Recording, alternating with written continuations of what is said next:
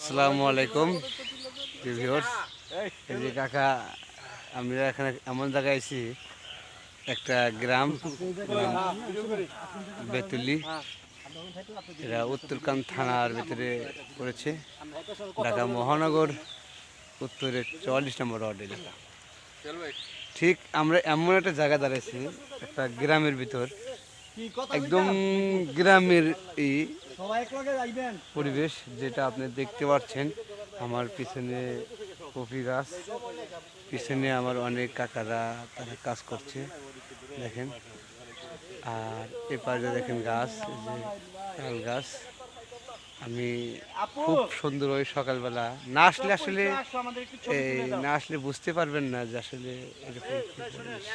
আর second option হচ্ছে আমিও যদি এত সদে না উঠতাম, তাহলে মনে হয় এরকম একটা সুন্দর পরিবেশ, প্রাকৃতিক পরিবেশ কখনোই ভোগ করতে পারতাম না। কারণ দীর্ঘদিন ঢাকা শহর থাকার কারণে গ্রামের ঐতিহ্যটা খুব দেখা কম হয়।